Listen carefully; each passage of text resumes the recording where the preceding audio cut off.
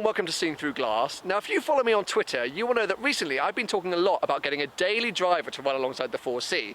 Very kindly, Vauxhall called me up and said they had the brand new Corsa VXR for me to test out for a week. So I called Paul Wallace, hello, asked him to bring the Lambo down so we could film a couple of videos.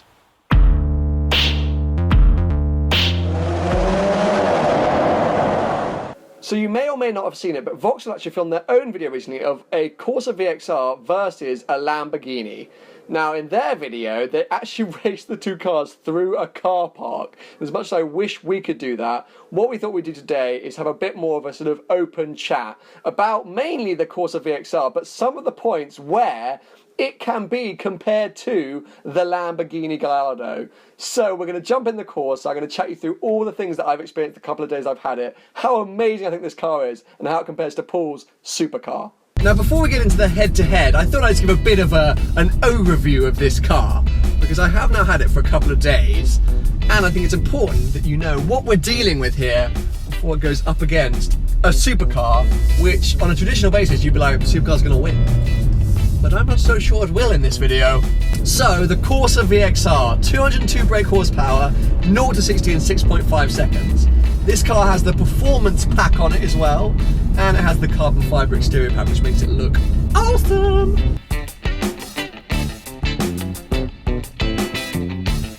The car itself is so much fun. It is so much fun. I don't think I've driven a Vauxhall before. I was trying to rack my brains when we were filming with Paul, but I'm pretty sure I haven't driven a Vauxhall before, and I really didn't know what to expect. And when Vauxhall first called up and said that they had the Corsa VXR, I was like, I don't even know what it looks like. I was so pleasantly surprised when I saw how awesome this thing looks. But the biggest thing, like exterior styling aside, is how nice the interior is. I really did not expect the interior to be this nice. This car, I think, often gets put up head-to-head against the Ford Fiesta ST, and quite coincidentally, me and Paul both drove the Fiesta ST down to Monaco for the Grand Prix earlier this year, so we can directly compare them.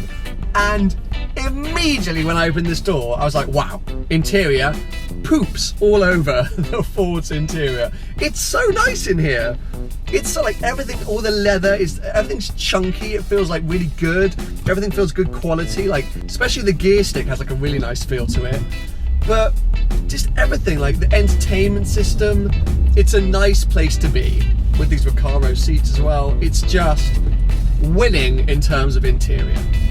With regards to driving, it feels super torquey. Like in any gear, it feels just ready to fly. I took it out onto the motor the other day and I was doing like 60 miles an hour, floored it, and I was like, well, I'm breaking the speed limit. I'm breaking the speed limit. So I think now, let's compare some of the characteristics of a, I think, super hatch. I know a lot of you are like, oh, it's not a super hatch. I'm going to call it a super hatch. Compared to a supercar, which is Paul's Lamborghini.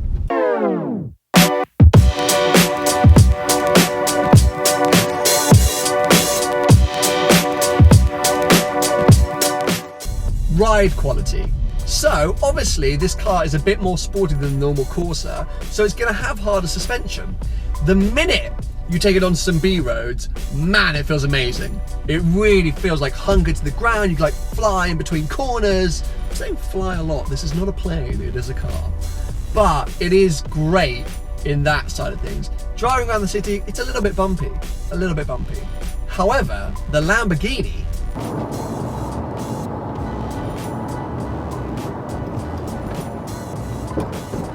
bit bumpy, isn't it? I think this car sounds good.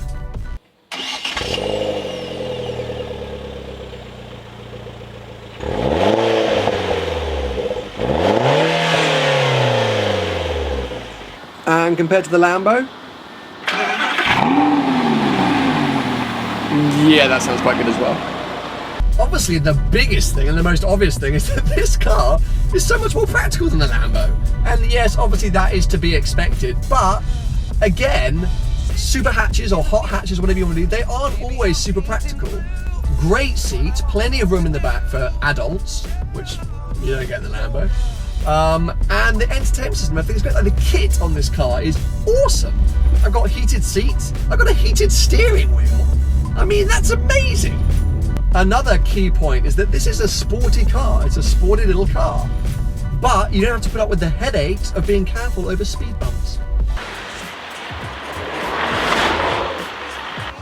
Meanwhile, in the Lambo, Paul's causing tailbacks all the way to bloody Scotland. I mean, this is so awkward. I literally could have boiled an egg in this time. Because this car's so tiny and perfect for like nipping around the city, width restrictions straight through. Paul, he'll be there for about 3 hours creating an awkward scene. I actually tried to make Paul drive through this width restriction to show you guys how long it took, but he actually refused. He stopped, reversed, and just basically annoyed everyone else on the road. This is why super hatches win.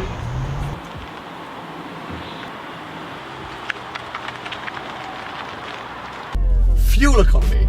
Again, this is not your standard VXR, so we cannot expect it to be like a 70 mpg, you're never gonna have to fill it up. It's gonna have low mpg. So let's check right now. 22.1 mpg is an average. I mean, it'll be better than the Lambo. I mean, it is a sporty car. That's interesting because I haven't really noticed using a lot of fuel. Maybe it's got quite a big tank. I don't know what I was expecting there. It's a really small car, this car. It's a really small car. You sit up nice and... What was that? Oh, it's the train. I don't know if you can hear that, but it's really loud for me. There's trains going above. I'm under a bridge. We'll wait until we get out. Even though it's a tiny little car, this car, you sit up nice and high and you've got insane visibility, which again, maybe is to be expected with a little hatchback, but this is a sporty car and you don't always get great visibility in sports cars. I know I'm really blurring the lines of categories, but it is great that you can have all this fun and be able to see things, which is something, again, which I'm not used to.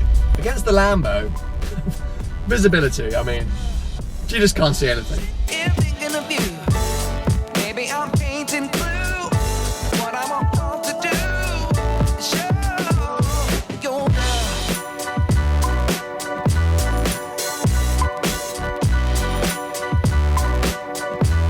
Honestly, I've enjoyed having this car so much. A huge thanks to Vauxhall for lending it to me for the week. Make sure you go and check out their video, which was literally a VXR versus a Lambo when they raced through a car park. It's outrageous. I'll put all the information, the links to that below. Check out Paul's channel, Supercars of London. He's done another video, again, kind of more us discussing in depth the various differences between these two cars. And if you're new to Seeing Through Glass, make sure you subscribe because there are plenty more videos to come. Are we on? Hello, welcome to the Camara Challenge. We find out who's first to the goal. A supercar or a Corsa VXR? And